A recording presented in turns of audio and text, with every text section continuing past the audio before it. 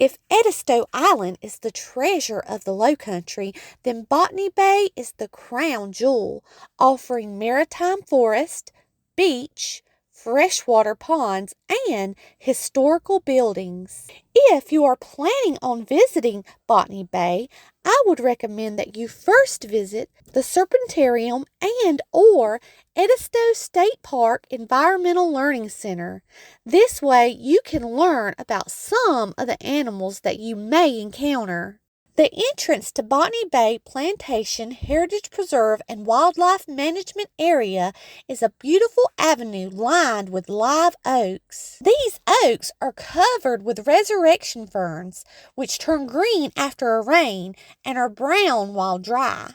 During your drive in, you will also notice pine trees and our state palmetto tree. These trees house a variety of songbirds to serenade you on your way. In addition, it's not uncommon to see deer, wild turkey, and fox squirrels cross your path.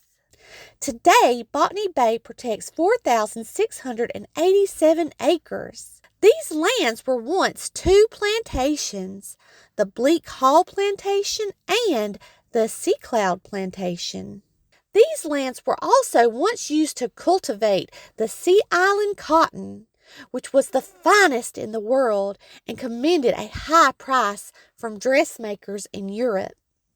Both plantations survived the Civil War, in which both Union and Confederate forces occupied the plantation house at Bleak Hall and used it as a lookout. During the 20th century, because of the boll weevil cotton infestation, the lands were used to harvest lumber.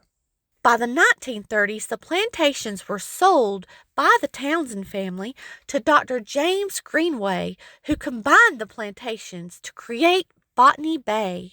In the 1960s, Botany Bay was purchased by John Muir, who was an outdoorsman committed to South Carolina land and wildlife. Muir bequested the plantation to the state, and after the death of the late John Muir's wife, the state took control of the land.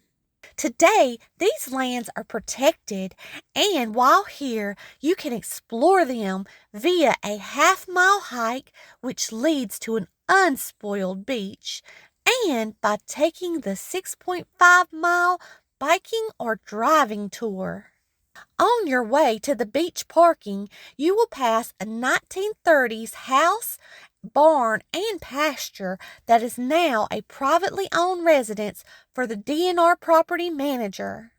Botany Bay's beach is a must-see destination, accessible only by a shell-packed trail that cuts through the marsh and winds through a maritime forest.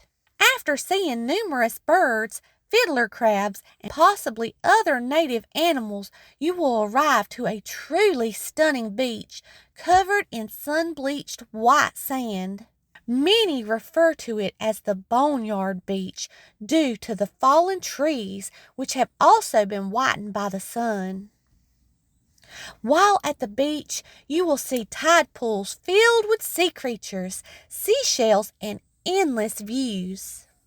Unfortunately, hurricanes have made the beach impassable during high tide, but during low tide, the beach offers 2 miles of undeveloped shoreland between Edisto Beach and Seabrook Island.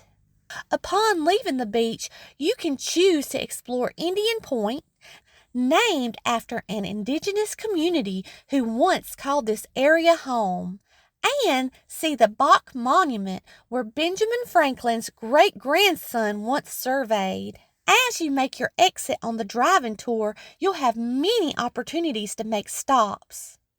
First, you'll see 2 structures built in the 1800s.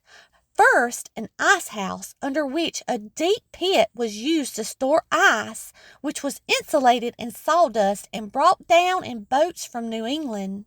There is also a carriage house and a tabby garden shed.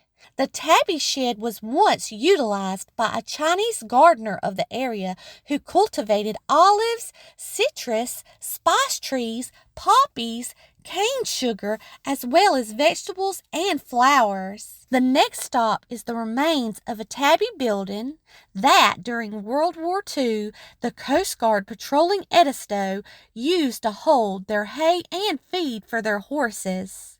You may also notice many fields still being planted today with sunflowers, wheat, and deer corn. While there are no slave cabins left on the property, you can see a chimney, which is believed to have belonged to an overseer's cabin. Also on your drive out, you will see two ponds. First, a small pond known as the picnic pond, which was dug as a result of collecting dirt for the larger pond. While here, make sure to look for birds, especially wood ducks and alligators. At the picnic pond, under a tree, there is a plaque commemorating John Muir and Margaret Pepper for their love and caring of this land. Next, you will drive across the dike of the larger Jason's Lake. It is not uncommon to see people and eagles fishing here.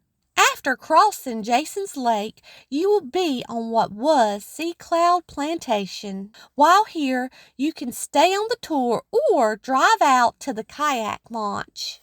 During this drive, you will come across the ruins of the Sea Cloud Plantation, which was built in 1825 by Ephraim Seabrook. It is said the plantation was so elegant that its entire third floor was a ballroom.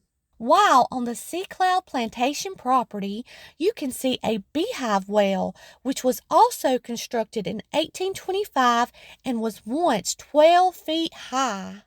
As you get ever closer to the exit, you will notice that you are surrounded by pines, which contain oak skeletons. These oaks died after this dense forest grew to maturity.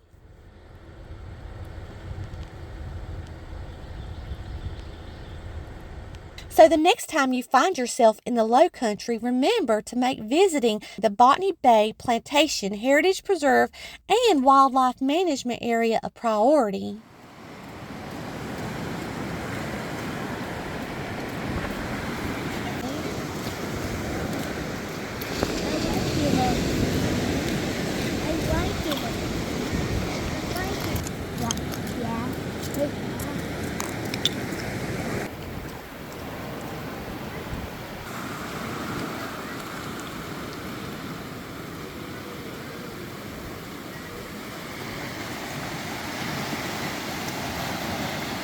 If you enjoyed this video, please like it, and as always, thanks for watching.